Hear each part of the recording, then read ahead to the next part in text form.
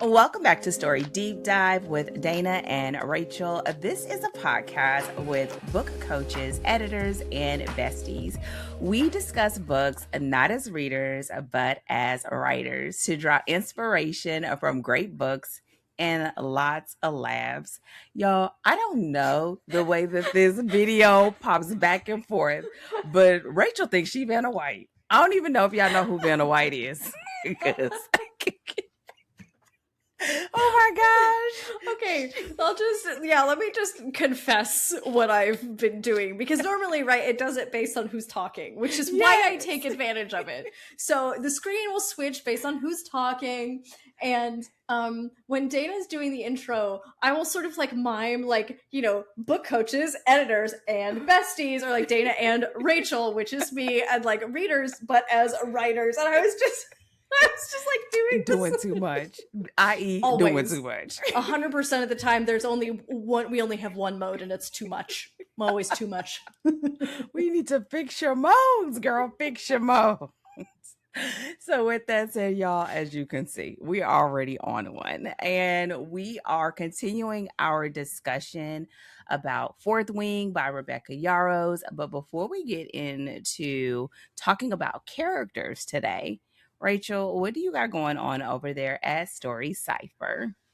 Ooh, we got all the things. So we already talked about, last week with enrollment going on, which what that means is that we're coming to the end of this cohort of Nov 101. And so one of the ways that we sort of like are part of our grand finale is we do a working weekend at the end of the semester. So this I always tailor it to like where everybody's at, right? What their particular sort of like sticking points have been or where they're at. So, we will sometimes spend, a full weekend, and it's a revision kind of like workshop weekend, right? And we've got a workbook, and we do, go through the whole thing.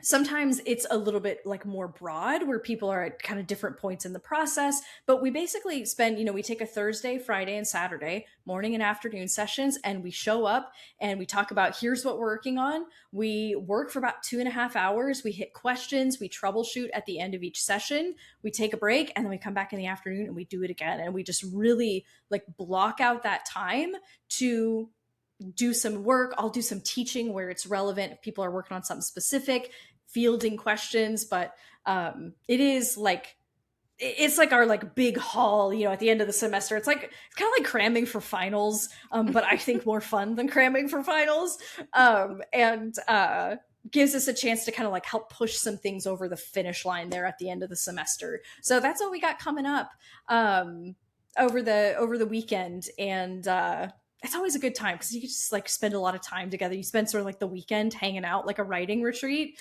It's always really fun. So we're looking forward to that. What about you? What you got going? Because you've already done your workshop. You're like right where everybody sort of gathered and reviewed the year so far and all of that. Yep. So y'all know we record this in advance, and my brain is always off one. So no, this coming up weekend at the time of this recording will be our retreat. Ooh, okay. Is it while we speak? It might be while we speak. Y'all, this shows you that Dana does not know her calendar. I literally just go straight by the calendar. And so we are going to be going through the process, and we got to have our retreat, and also preparing for our first book club meeting next month for their triple threat. Yes. So there's a very interesting, the retreat, which is this weekend. Oh my gosh, y'all, is it for real? Yes, it is. Are you ready? Look at that. Did you prepare your stuff? Because you were on the fence about some things and still deciding. Do you have it all ready now? You ready to go? Almost. I think I'm close. I'm close. We're going to be talking about, there's a couple things. We're going to be talking about catching up, of course, and where they are with their plans. Talking about their series creation according to where they're taking their brands. And so talking a lot about, I want to talk about reoccurring characters or casts, also plotting and developing your series and deciding if you want it to be interconnected or not. And while they're doing this, I think it's going to be so interesting for us to have this conversation, and then the going right into July where we'll have our first triple threat book. Yeah, so it's gonna be, which is gonna be insane. Like, I think it's gonna be so good, girl. It's either gonna be all hands on deck, or people are gonna be like running like the plague, Throwing because up the Baptist finger and girl, sliding out the back. listen, sliding out the side. Okay, they're gonna be on summer break. To the point that I've decided I'm gonna do my triple threat again. Yeah, That's amazing. Girl. You know what? You always think stuff is amazing when you clap in the audience. You be like, it's amazing. I'm cheering you on from the peanut gallery. That's the best thing I can offer is moral support. I think it would be worse if because I've done this to you before as well, and I think this one is worth when I'm like, are you sure? Yeah, is that really what you want to do? Girl, you know, when I say I'm gonna do it, I'm just gonna do it. I'm gonna just do it. So yeah, but I think it's honestly the next. So this will be right in between when you all are listening to this. The retreat will be next weekend. We would have just finished boot camp, and so it's just gonna be basically a romance overhaul. And I'm ready for it. I'm saying I'm ready for it. I mean, I'm technically not ready for it, but I will be. Wait, say more words. Romance overhaul. Tell me to explain that. I want to know what you mean by that. Well, for the boot camp, which we talked a little bit about this in the overview, but for boot camp, it's going to be just having a week of talking about the 4-act structure. Yeah. And romance in general, and actually not general, just specifically. And so by the time you take that and you think about us talking about your test novel, your test novella, then we getting ready to go into the next week of how you take this into plotting your series, it's going to feel like the next 2 to 4 weeks for them, it's going to be intense and an opportunity to sort of revamp, catch what they dropped, double click and commit on what they have left for the rest of the year. Yeah. And I'm excited for it. Listen, I have no choice but to be excited because you're a front and center. Because you're in charge. Listen, it is what it is, baby. I'm like, come on, bring it on, baby. Look. But I think it's going to also be one of those things that it's a great sort of putting a pin in it. Mm-hmm. And so I like when it's sort of condensed in together, because it's like you just finished this, you're processing it, and now you get to come in this space and it's sort of right there, and you've got the resources, and now you turn into practical application. Yeah. Mm-hmm. And I'm just like, let's go. Yeah. Let's go. Girl, listen, I'm going to need several seats and about 10 naps. Good thing you've got a break scheduled somewhere in there, a summer break to regroup after all that. Exactly. I see it. I see it in my future. See it off in the distance, the light coming toward me. By the time we get to our editor's takes, I'm not even going to have 1 foot in, 1 foot out, girl. I'm going to have 9 toes out, 1 toe in. It's like, I'm still here. That's what I can tell you. All I need is 45 more minutes. That's gonna be me. So I'm gonna be ready. But I think it's, I'm joking. Like, I'm serious, but I'm joking. But it's like it's gonna be intense. Yeah. I think every time we do a boot camp, it feels that way. Mm-hmm. I would like to think that at some point it won't feel that way, but I think it probably always will. Yeah. And then it also is an opportunity for us to really sort of, again, double click on this is what Danja tells us about. And that's always refreshing, and it's always not challenging, but I always like the opportunity to challenge myself and getting even more clear about the things that aren't as clear, like what we're talking about with this series. When you're talking about reader expectations and how do you take this over into your series, and how do you hopefully maximize as much as you can in your content so Mhm. that you have a story that when you're talking about your book one, that people want to get to your book two and your book three and so Yeah. on. And so it's it's a challenge, but we ain't never scared. That's So right. we're gonna That's just gonna right. do it. Well, I think the other great thing about like, doing these things periodically, right? It's like it's kind of like what we talked about last week of like when you go through the same content, again, things that you maybe you've seen before, you have some familiarity with, even stuff like the 4-act structure, right?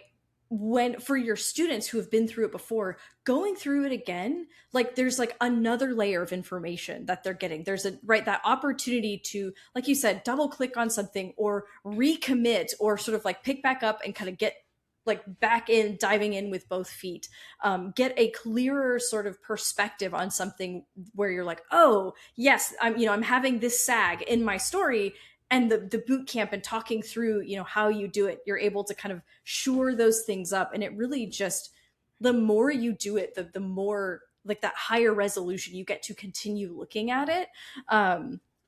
And so I think it's such a great opportunity for your students to like be going back through it, as well as anyone new, right, who's coming in, who, man, if you want to get like a grasp on romance and how to write it, how to do it, like this boot camp is the way to go. Yeah, and I like to add in, because y'all know my timing is off. So if you miss the boot camp, I don't know, but the retreat is coming up. But I'll say it like this. I think that's another reason why the fact that I kept the retreat being private has been so Mhm. important. Yeah. Because this isn't about, whenever we do the boot camp, it is an enrollment thing. It is an Mhm. opportunity for people to get a taste of what they will experience as a part of DTW. But the Mhm. retreat is almost like a mirror moment, Yeah. right? Where they can sort of reflect back of like where they are, what they Mhm. want. And then we get some very intentional coaching as well as teaching into those areas. Mhm. And so it is an opportunity. It can be the same thing, but the reality is, unless you have a hook to hang it on, Yeah. it sort of can go in one ear and out the other ear, whether it's intentional or not. Mhm. And so, and that's what makes it fun and also tiring. Yeah. And I mean, like literally having students right now finishing up projects so that their deck is clear.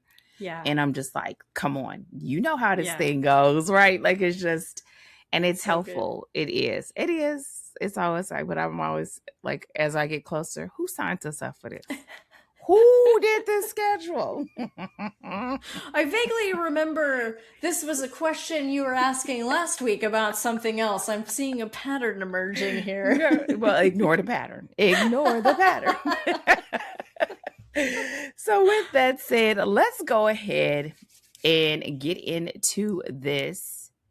We are going to, well, first, let's go ahead and start off with the summary before we get into the conversation. Y'all, if you haven't done so already, if this is your first episode that you're joining us, the great thing is we aim to not have spoiler at all. And welcome if this is your first time. And if you've been with us before, hey girl, hey, or guy, it could go either way. It could go either way. But what we'll do is have our quick summary, which we're using the blurb this month.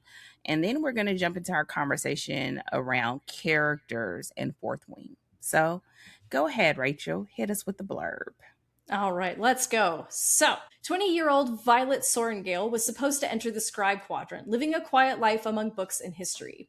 Now, the commanding general, also known as her tough as Talon's mother, has ordered Violet to join the hundreds of candidates striving to become the elite of Navarre, dragon riders. But when you're smaller than everyone else and your body is brittle, death is only a heartbeat away. Because dragons don't bond to fragile humans, they incinerate them. With fewer dragons willing to bond than cadets, most would kill Violet to better their own chances of success. The rest would kill her just for being her mother's daughter, like Xaden Ryerson, the most powerful and ruthless wing leader in the Riders Quadrant. She'll need every edge her wits can give her just to see the next sunrise. Yet with every day that passes, the war outside grows more deadly. The kingdom's protective wards are failing, and the death toll continues to rise. Even worse, Violet begins to suspect leadership is hiding a terrible secret. Friends, enemies, lovers, everyone at Basgiath War College has an agenda, because once you enter, there are only two ways out: graduate or die. I can't, when you end on a note like that, I can't. You need something that's like hoo ha or like bam. No, like she just we need no sound effects. like, we don't need a karate 0%. Chop. I'm really hoping the camera switched away from me when I went, ugh. Like that doesn't make it into the video. Be like, yeah, got that, baby. Listen, y'all, we gonna love her anyway. So, minus the karate chop at the end. Wait, we're gonna love me minus the karate chop? The karate chop doesn't make it into the whole package that we have decided to love? We love your karate chop too, Rachel. Thank you. Okay, that's all I needed to hear. Like this. Because you know I can't blink. Okay. Comment karate chop in the comments. Give us that karate emoji in the comments. She's having too much fun over there. What are some of the things that you sort of have that you want to talk about when it comes to characters as we dive into this conversation? I do want to point out, just as a caveat, this is one of those books you can talk about everything. But it also is one of those stories that it's hard to talk about some things without spoilers. Mm-hmm. So us really just aiming to look at the things that rose to the top. I also feel like this conversation is going to be closely connected with what we talked about with plot because of the way that she wrote this story, which is a good thing. Mm-hmm. But it also means that we're sort of overlooking some of the similar things, but from a different perspective. And lastly, I want to say as a caveat, I'll say it. It's just that there are going to be some things that we love and some things that we don't. And it doesn't mean that it is good or bad. It's just, it was a choice. And we will talk about maybe some other things that you want to consider if you are looking to write a romantasy or a same or similar style story. Mm-hmm. So what are some of the things that you have down for us to discuss in this conversation? Absolutely. So I've got two main kind of things that are on my list here. The number one is setting up those key moments in a character's internal arc, right? Whether it's the reveal of a wound or like those really important moments when, your character's making a really important choice. So kind of how you set up those important internal moments in a story. So that's thing number one. And then thing number two, I would really like to talk about POV choice, because I do think that she made a very intentional choice to go first person present tense. And I thought that it actually paired nicely with some of her world building choices. And so I'd like to talk a little bit about how that POV choice functions and how it sort of works with some of the world building aspects to make that choice feel like it was a good choice for the story. So those are my big ones. We'll cover little things, about Violet and how she comes across and these kinds of things probably throughout the conversation, but those are my two big ones. What about you, Dana? What's kind of on your list for things you want to make sure we talk about? First of all, those are gonna be really good. I think about so much how this story, and I don't think it was indie. I think it's trad, but it was written like an indie romance in that a lot of POV in indie is first person present right now. And so knowing that you don't want to just pick it because it's what everyone else is doing, but making it a conscious decision as to why you're doing it makes a huge difference. So I'm looking forward to that. One of the things that I want us to talk about is how like every character that we see and we get to know reflects a part back to the protagonist, which is Violet. And I think this is a really great choice. I think this is something we should always do. I don't think that it's always easy to do, but I think she did a great job of that. Another thing is something that I pointed out in the plot, which is the love triangle. I love that one of the I'm going to call both of them love interests. I am. One of the love interests is sort of like on the surface, not the one that you would think would be the person that she should be anywhere near, nor, fall in love with, but also is the person who is sort of pushing her to be a different version of herself.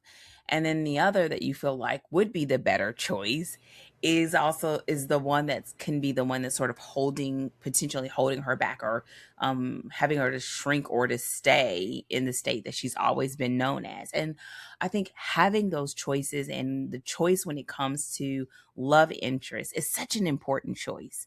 And here, having it sort of pitted as a love triangle, I think you get to explore both of them while at the same time adding a really great dynamic. There were some parts where I felt like it was a stretch, but whatever. You know what I'm saying? Like, who doesn't like the juiciness? We wanted all the tea. So we got it.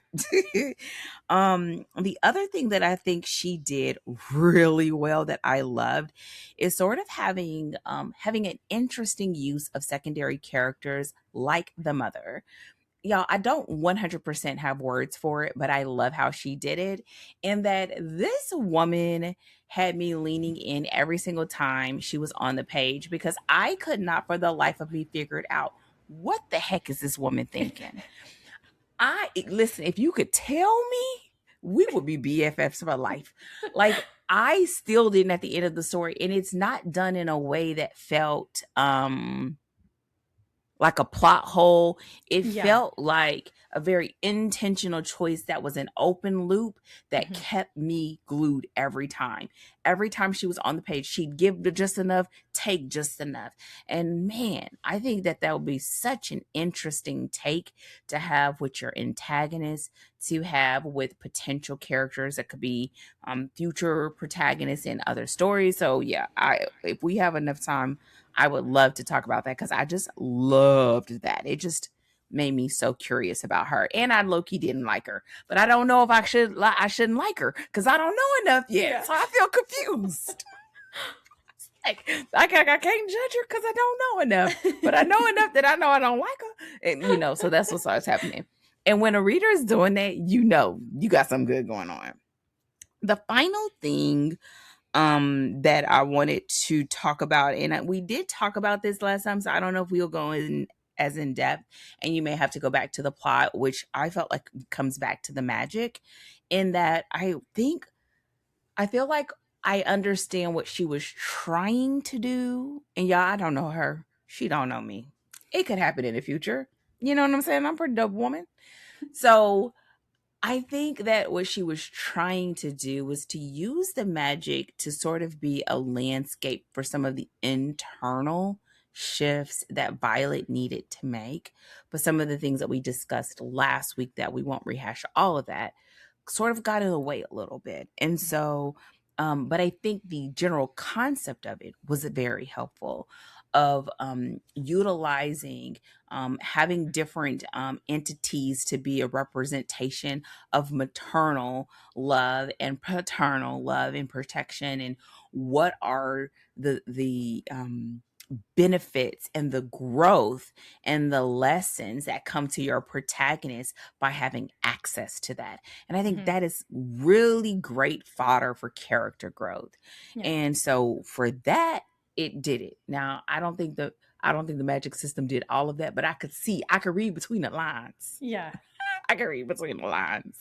And I think in general, it was set up to do really well. I think what I want to do is maybe start off with the different characters that we kind of can talk about just in general, and then maybe talking about the sort of internal moments, because I think that is going to help going into the love interest. Maybe does that sound like a good progression? Yeah, so starting with our overall secondary cast character. Yeah. I'll start off with just in general, in that this is a nice size cast. It's not a huge cast. We've had bigger ones, but what I feel is that the secondary cast to me felt more significant because of the way she sort of almost laser pointed them at what Violet needed as a protagonist. And I really feel like that is the aspect of this story that feels like something you get in a fantasy, Mm-hmm. right? The fantasy is usually really centered on your protagonist. Romance is a dual protagonist story. So, Mm-hmm. you have, it's almost like you're split between the two, but they're equally as significant.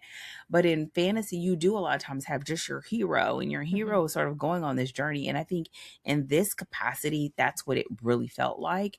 And that you have the role that her mother played, the role that her brother plays, the role that her sister plays, the role that each of her friends, and y'all, you know how I am with character names, that they play. And even to the point of the healers and some of the people that kind of are low-key her mentors, how each one of them are sort of depositing or they're depositing and or really agitating something in Violet that is asking her to stand up and say, is this who I am? Mm-hmm. And is this who I really want to be? And who do I need to be to make it out of this thing alive? And having that life or death, that sort of graduate and die sort of hanging over your head, I mean, very fantasy, right? It's not as common in romance. I mean, it is if you go dark, but having that over her head is sort of this thing that makes all of those people become very powerful chess pieces on this board. And I think she did a great job of that. Whether it was love or acceptance, and you could say themes, but I think it was even more, right? How she saw herself, how she saw her fragility, how she saw her strengths, Mm-hmm. and beginning to see them as strengths versus trying to, in the beginning, aspire to what other people had. And a man essentially like, I wish I had that power, or I wish I had that speed, Mm-hmm. versus if you no, but you have this.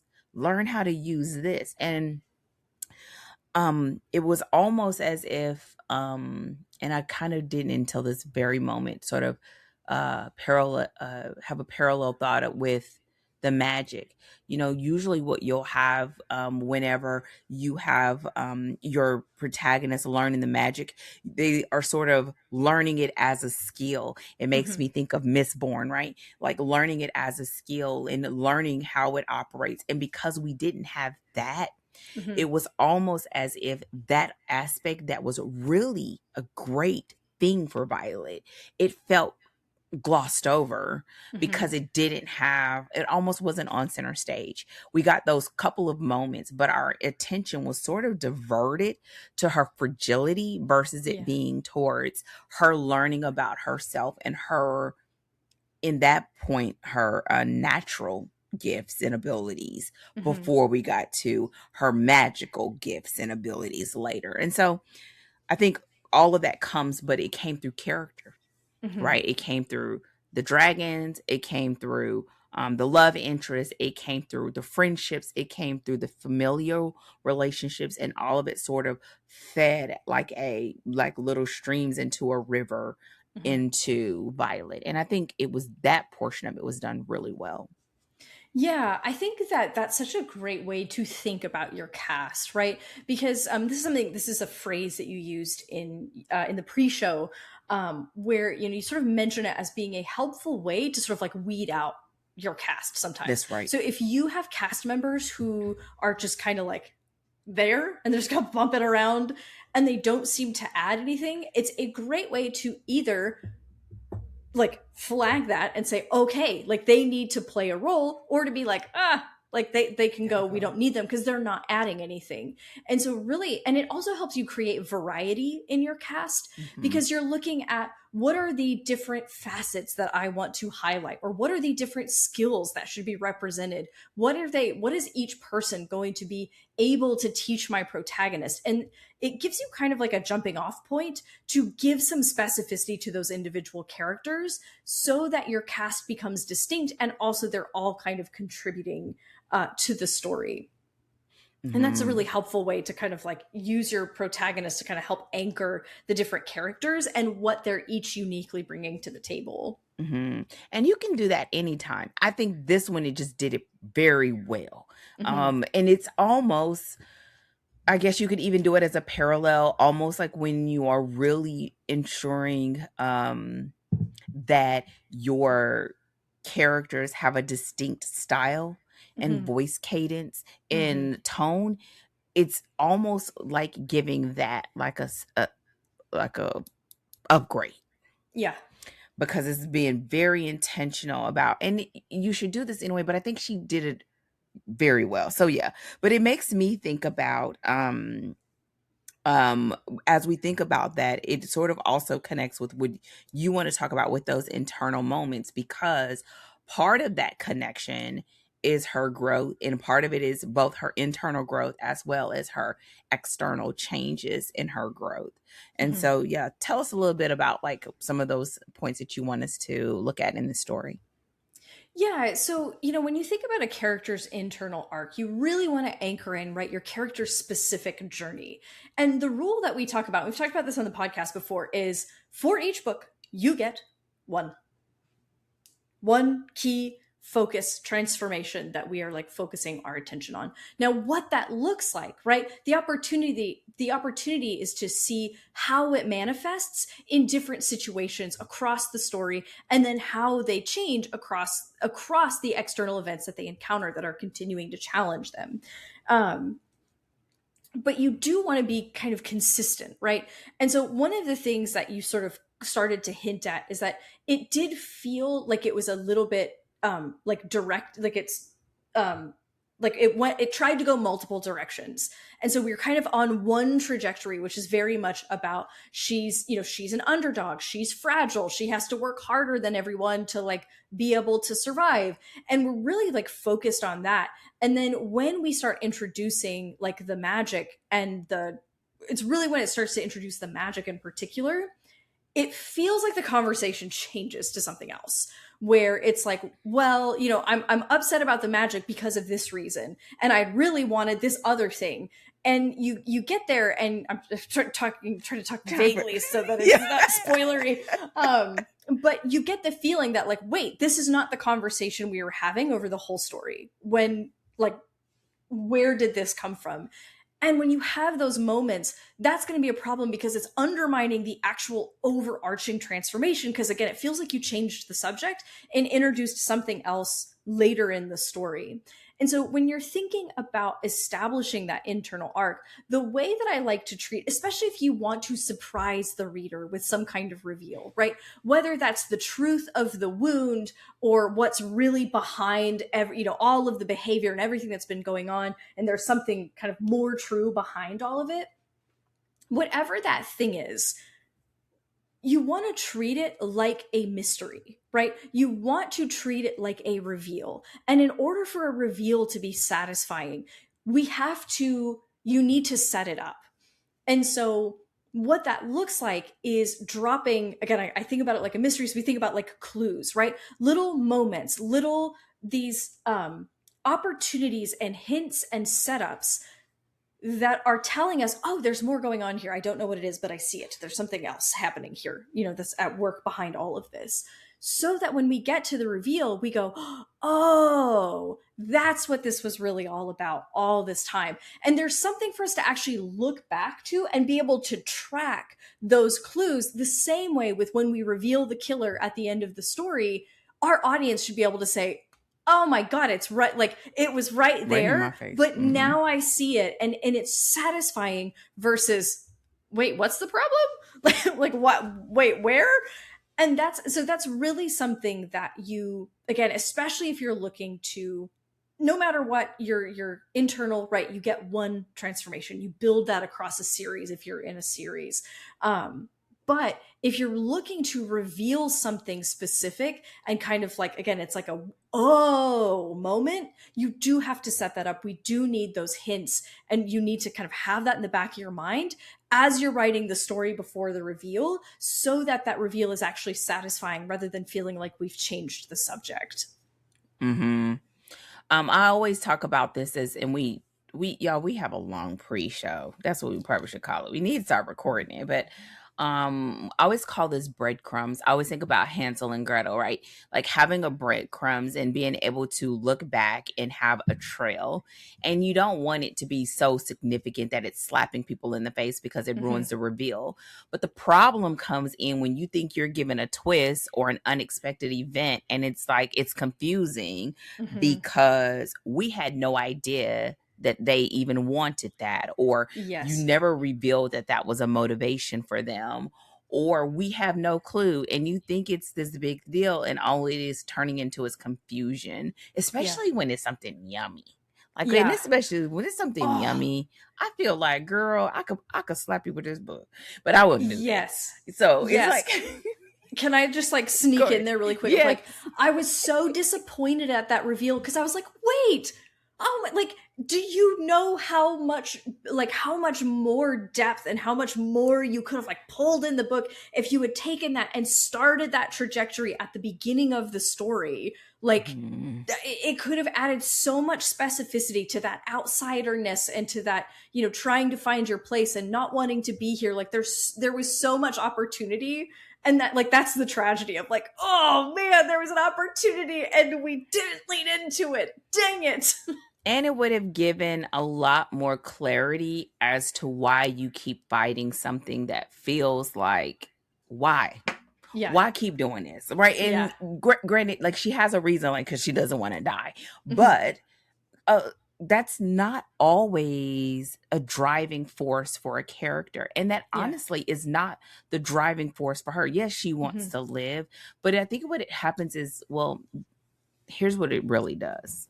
What it really does is it gives you an opportunity to connect with readers in a way that is deeper, that is not about something that they cannot relate to. We cannot relate to being a dragon rider. Listen, I wouldn't even want to relate even if I could. Why? Because I'm scary. I ain't gonna do it. But we can relate to not wanting to disappoint a parent, or wanting to honor somebody that you care about or whatever, and not being able to get the chance, or this is your one chance to get it right. Like, we all in our own way can relate to that. And the moment you have a way for us to relate to a character with something that feels real to us, that's just another hook. As she says, you got one more talent in us, right? Yeah. And so I think that's the thing that we're always looking for. And that one was served up, but was not sent out hot. It was sent out cold. Yes. So if you would have just, y'all mixing up metaphors, don't do it like me. But I totally get that. And I think it's one of those things that I sort of put in my notes, like, it was a missed opportunity. That was a missed opportunity. And so, okay, so we have those setups, but I think with that, part of those moments, it played really well here when it came to the love interest. We talked about the cast and the different, how they sort of was these like little rivers flowing, or little streams flowing into the river of Violet. And but having the way she set up the love interest, I feel like it was really great. You know, in romance, it could be this thing that you automatically know who the love interest is, and you already know what's gonna happen. But here, you sort of had that love triangle, and you had this opportunity to be able to sort of pit what you want versus what you need against each other. And I think that she did really well. It probably doesn't help, and I may be totally biased because I totally liked one of the love interests more than the other one. I was like, dude, you get on my nerves. You get on my nerves. I went to do your karate chop earlier on him. And so I feel like that, but what that does, especially when you have a story that's being set up for several books, because I have a feeling this is going to come back in some way. It may not be with the same two, but what that does is allow you to get an opportunity to really learn your protagonist, to understand what those things are that they think that they are versus who they are, and versus who they start turning into, who they're becoming. Because when you have several books, it's really important to start really distinguishing how they're evolving across each Yeah. one of those books. And a lot of times those relationships can help you pace that, right? Yeah. It's almost like a really great indicator of where they are. And then lastly, it makes it so that when you're doing a slow burn, you got something going on, right? Yeah. Like that it's not boring. It's like, dang, when you gonna kiss already? When you going Yeah. you don't have an opportunity to think about that because it's other things going on. And I think Yeah. that helps when you have a true slow burn. That it's not a distraction, but it kind of is in reality. But what we're doing is learning more about who she is, what she needs. And there's something about a person that comes into her world that doesn't see her the way that everyone else sees her. Mm-hmm. And it begins to challenge her thinking. And that's all change is, right? Yeah. It's challenged thinking. And he did a phenomenal job of that. And we loved every minute of it. I'm speaking for all of us. We loved every minute of it. And so I felt like seeing it with those love interests, whether she was going to shrink, whether she was going to expand, whether she was going to go with the easy answer, or Mm-hmm. whether she was going to be courageous Mm-hmm. and go with the less than common choice. And so and that's where I'll say the last part of this is that's where I feel like that enemies to lovers aspect of this really was shining if she was on a thing. And then all of a sudden we got to the windows being busted and headboards being broken, and I was like, okay, I'm over. Also, this is a funny thing. This is actually not a criticism. This is just a funny thing. I can't count the number of times I heard the word armoire.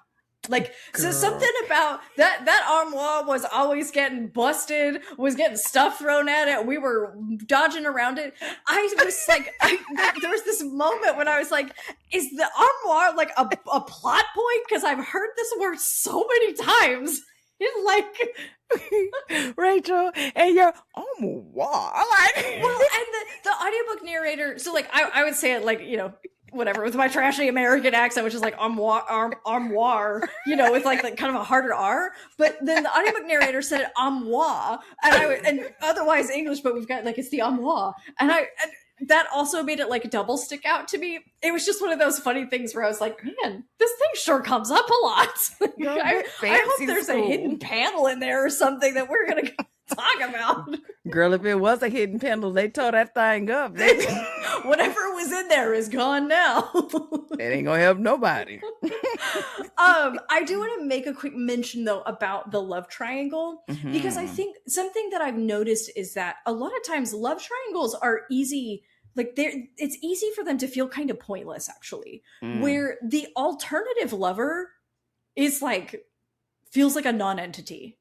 In a way. So there's like two ways that I've seen this. Either they're literally like just like some vanilla nobody that we're like, why? Like, who is this guy? Like, so random. Or they're like, they're obviously wrong, right? Where it's like they're a scumbag or they're something like, unless you're looking at, something specific about leaving a certain type of relationship, right? And then, being better or something, along those lines maybe. But a lot of times a love triangle can feel kind of arbitrary because it's like very clear, like who the good one is. And then the other one is like so awful or so like underwhelming that they feel like they're not adding anything to the story, versus what I think we got here was like, there was this invitation to like someone who's basically affirming all of the things that Violet thinks about herself versus someone who's saying, no, I think you're better than that. And giving her the opportunity to like those choices representing something about how she's changing and playing a sort of more significant role in her internal arc of trying to represent that in a way of like, there's this kind of safe option of how you've always thought of yourself. And then there's something, like you said, a little riskier, something that requires more courage, and someone who is saying, I think you're better than this. Like, I don't think that you should be coddled or, protected in this way of like, everyone's trying to like keep you from breaking. And I think you're stronger than that. And so it felt like it had a little more significance to it rather than just like a love triangle just to have one. Yeah, I think the one that you don't like is not strong in general, and I think you Mm-hmm. see it because that's just easier. Mm-hmm. I One of my favorite love triangles to look at as an example is in the movie Sweet Home Alabama. Mm-hmm. Because she could have picked both. She could Yeah. have picked either. And I Mm-hmm. love that. And I think Yeah. that is when you have a true love triangle. It's sort of like Mm-hmm. the best worst decision, or Mm-hmm. best bad decision, Yeah. right? Or the best good decision. And Mm-hmm. it's everyone has something that's a pro and a con. And even Mm-hmm. here, I think the thing that can get missed is the fact that even in his coddling, he Mm-hmm. wanted it because he wanted her safe.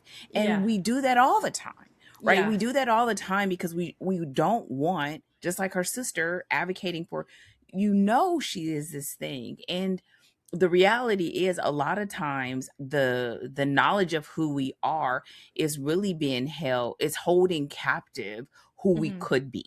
Yeah. And the people that are trying to keep you safe Mm-hmm. are not willing to take the chance that you could get the or die part. Yeah. Well, we just gonna keep you fragile, right? Mm-hmm. Like, Yeah. right. And so it could be that the other person, in wanting you to go all out, has no stakes. They don't Mm-hmm. have no stakes if you fail. They Yeah. don't have no stakes if you die. Mm-hmm. Right. And the people who love you do. And so here's the thing, it goes back to sort of like each of those people serving very distinct parts. And even when it was good or bad, it was still a part of her um deciding, Mm-hmm. who am I? Yeah. And listen, y'all, this thing is moving so fast. It's not like she's sitting twiddling her thumbs. Yeah. Who am I going to be today? Yeah. But it's a great representation of a love triangle, of that Mm-hmm. both choices would have come with pros and cons, and that's Yeah. the best kind, Yeah. because ultimately it's a lot of times in the nuance where the answers lie. But Mm-hmm. that's another reason why it helps time pass, right? Yeah. It's significant enough. We Now sometimes it just got to be like, okay, girl, just decide. But Yeah. this is a story. It's a story. And we haven't said it here, and I didn't say it earlier. We just got to remember, too. I just remember these are 20-year-olds. Like, I just feel like it's going to be some back and forth. At least here, it was a little more significant because it was for more than just kind of what we talked about earlier, her personal reasons. Mm-hmm. There were personal, political, her stakes in being in the college and already being looked at a particular way Mm-hmm. because of her mother. But the roles that both of them held, like there was so much at stake just Mm-hmm. in the having the option, not even just Yeah. in the choice. So I Yeah. think that's where it was nice and layered. And I love the Yeah. way she did that. Talk to us a little bit now, if you will, about the point of view choice, because again, I know that in romance right now, in general, first person present is just a common choice because it's Mm-hmm. something that readers have come to know. But knowing why making that choice is a great choice for your particular story, that's like 10 times better. Yeah, yeah, I think, being intentional about your POV choice. Now, just to your point, like sometimes you're like, okay, this is what like people are looking for, and you can write it, in that particular way to abide with that. But this actually felt like it complemented what the story was doing. So we've already talked about the world building and the magic. It's a little squishy, and I'm not going to go off on that. But I think there were a couple of there were a couple of world building choices that I really liked, and that this POV choice actually really complemented. So there's two particular ones about, number one, the way that this is, I don't think it's a spoiler. I think she expresses it pretty quickly, that when you pair with a dragon, you can telepathically communicate. This is it's like a known skill for dragon riders.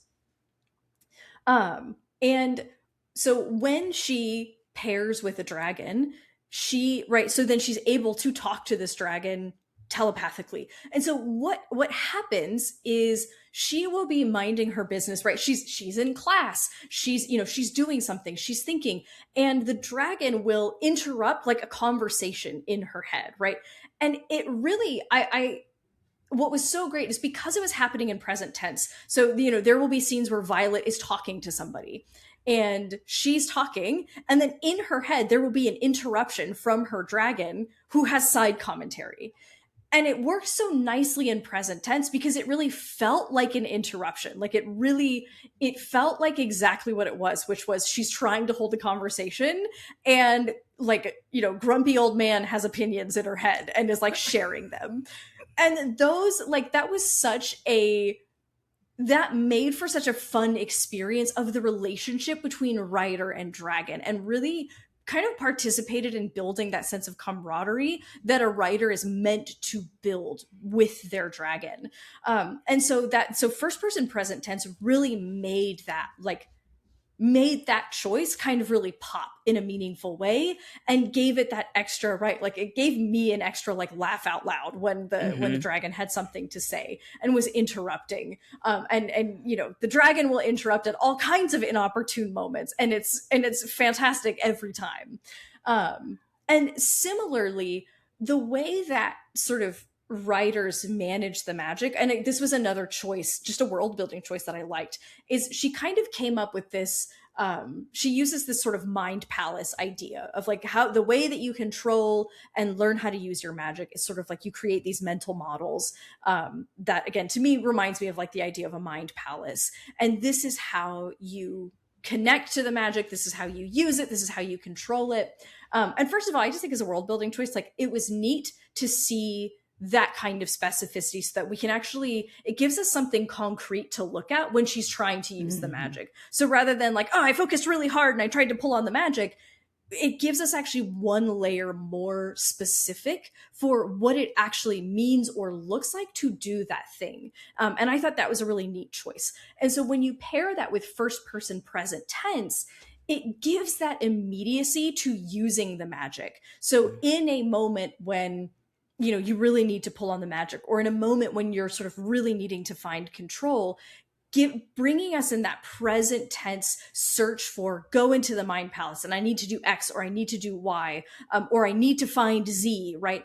In that moment, it gives it that kind of immediacy in the moment of the urgency of there's this thing going on outside of us, and I need to focus really hard on what's going on in my mind in order to, again, pull on the magic or whatever it is that I'm trying to do. And again, that present tense really gave us feeling like that front row seat and the immediacy and urgency of using it, or the difficulty of using it, right? Where it's like, oh, I'm looking for a window. And so we're kind of watching her try to find a window, or you know, whatever.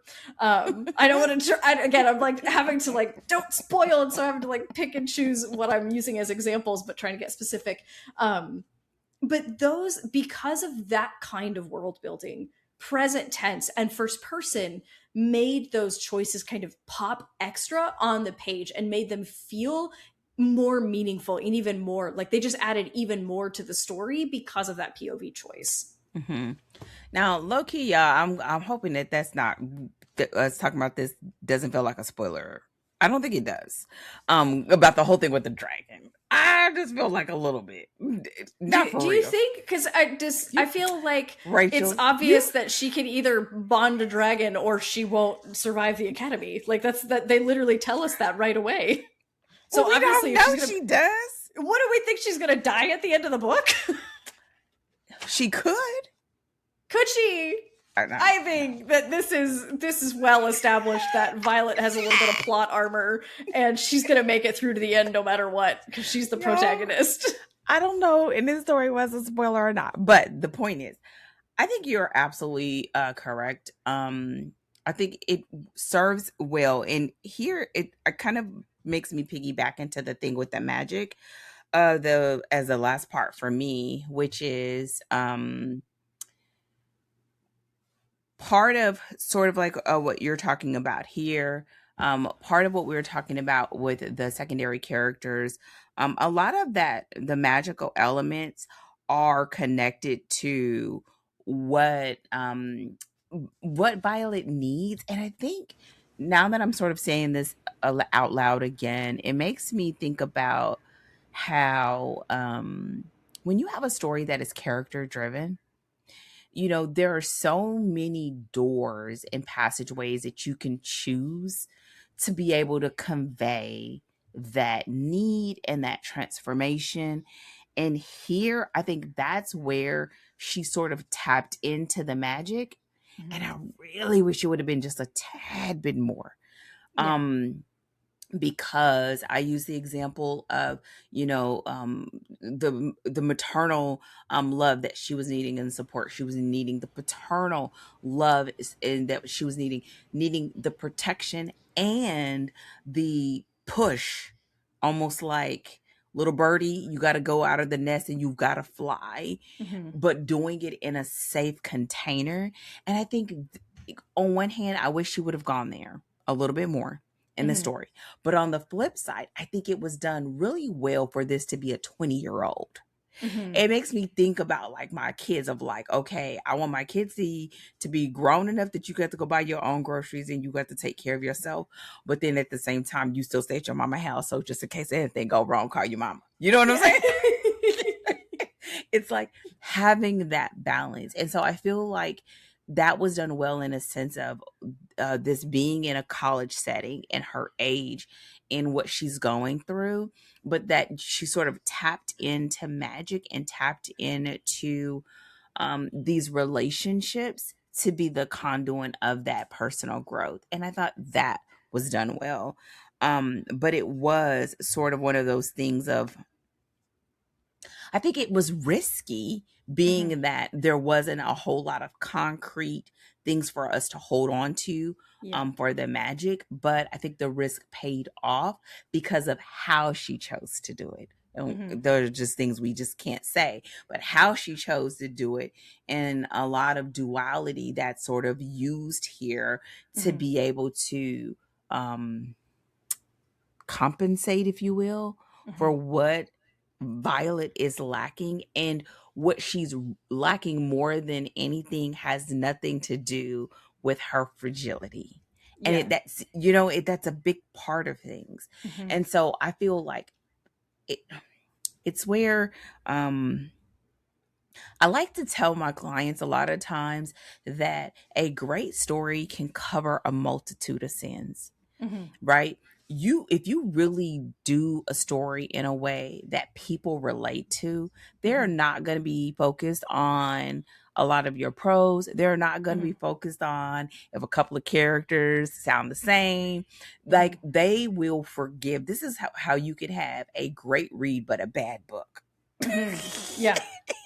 And here I feel like this is one of those aspects that make a lot of the other things just fly out the window, because it becomes so relatable on a human level.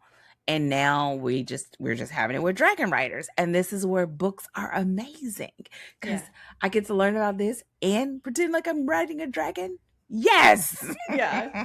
And it's like, sign me up 2 times.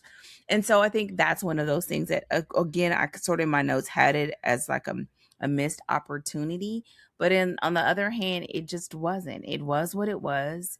And it could be because I haven't read the next book that there are some aspects of it that we get more understanding and filling in the gaps because we have more exposure to the world. And I don't know that yet, but that is something that I sort of noted, that I felt like I didn't want to miss opportunity. And I have some couple of questions that I want to just share at the end. Was there anything else that you want to add to that or that we missed? I think we pretty much covered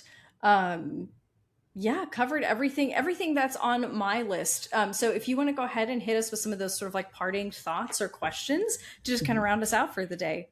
Yeah. So the final things I want to say, that this, you know what? This is why I love having these discussions, y'all. Like, we do pre-talks. You read the story, you read it a couple of times, but there are times where you don't really, it doesn't resonate with you fully how you feel about a story until you have to talk about it, whether it's to defend it or you start sort of parsing things that you kind of gave a pass to, or you just have a personal affinity towards that just makes the story very unique to you. And this is why stories are such an amazing avenue, that you Yeah. can't account for things that people bring to the story, right? And Yeah. that's sort of what these conversations show us. But there are sort of like three questions that I wrote down that I want you to think about when you think about your character, because this is a great story when you think about your protagonist's journey. And it starts off right out the gate. And as we move forward, y'all, there are some times where it stumbles. There are some times where it rushes way too fast. And there are other times where it feels just right. And you get all of that. So the questions that I have is sort of like, what journey is your protagonist on? Um, there are some times in this story where I feel like it was kind of forgotten, right? It kind of felt like you thought the journey was just to get through the war college, but that Yeah. really wasn't the full journey. Mm-hmm. And sometimes we forget that because we sort of get caught up in the boom, bam, pow. Mm-hmm. But if you really are in this story was set up as like a character driven story set in this particular time in Navarre, and that was important, but we really don't get the full importance till the end of the story. So Mm-hmm. really it's about Violet in her journey. So, what journey is your protagonist on? What does your protagonist need most? Mm-hmm. And there's a huge thing that you can go down as far as that rabbit trail of, what do they need versus what do they want? And in the Mm-hmm. beginning of the story, the want is usually louder than the need, but Yeah. ultimately for them to make it through the journey, we really should discover that the need is more important, Yeah. and that the need is what they really should have wanted. They just didn't know no better. Mm-hmm. Right. And sometimes if you get that mixed up, we get it mixed up, Mm-hmm. and you miss out on a great opportunity. There was a bunch of moments that were setups that did not get slam dunked Yeah. because of that mix up. Mm-hmm. And again, I don't know her, she don't know me. It's a great story. However, we are not Rebecca Yarros. Yeah. We don't have her marketing budget. Maybe one day, but we don't right now. And so therefore, we need to stack all the odds in our favor. Mm-hmm. And that's how you do it, right? So, what does your character need most? And the last question is, what will it take to get it? And even if you wanted to go even further, of like, what are they willing to do to get it? What will it take? And I think a lot of times that what will it take, we sort of can grab at the low hanging fruit sometimes, or we'll grab at what we think is going to be the most interesting versus it being the one that feels the most connected and that feels the most connected to the journey that you are placing them on, so that we as the reader are sort of leaning in, Mm-hmm. because we can see the thing coming for her. Yeah. Right. And we can see the limits and those guardrails sort of coming in, and we can sort of anticipate. And that's what makes us reach out and want to protect her. And we want her to not bump and hurt herself. And we want her to be brave, and we want her to be courageous, but we want her to be safe, and we want her not to do stupid stuff. And all of that says that we're invested. But knowing what those things are helps you to be like a shifter, Mm-hmm. right? To shift through all of the many choices that you could have and pick the choices that are going to make for the best journey and the best story that you can create for that character and for your readers and our reading experience. Yeah, absolutely. And, I just want to make a comment on this of like, because you said sometimes we'll reach for maybe what we think would be the most interesting, or, we reach for maybe the low hanging fruit, or just we reach for what we think is right for the story. But this is where multiple drafts is like your friend, right? Yes. Because it's, sometimes you can be writing a story and you can think, oh, I kind of want to do this internal thing. And so you start grabbing for the things that, seem like they're available, and it's whatever's, getting you through the draft. But then when you're able to take a step back and look at the story and think about the truth of the story, right? The truth of the character's arc, it can really help you to get like ultra specific for that character and be like, oh, like I can really nail down and see what she needs in maybe more specific terms than I understood at the first draft or at the outline level. And those, like that kind of iterative process that is how you come to those things so much of the time, and how you really boil down and get ultra specific about what it looks like for your character. And so I wanted to like kind of leave that sense of spaciousness, because sometimes I'll have writers who show up to a story and they're like, okay, I think my story is about this thing, right? Like the internal arc is about this thing. And when they write it, they find out so much more about the like the real truth of that internal arc. Sometimes they'll find out they actually are writing about something else altogether. Like they just, in experiencing it, they're like, oh, this is actually what the story is about. But even if you're very clear on what it's about, what it looks like and the truth of that thing, and it's like at its heart, starts to get clearer to you in the process. And that's why revision is such an amazing part of the process, because you discover that thing to be true, right? You discover what that thing is, and then you're able to revise so that you are able, right? You're setting it up. You're really like, you're crystal clear in the writing, and bringing that across, and subjecting your protagonist to the things that are going to help them come to that truth or come to that realization.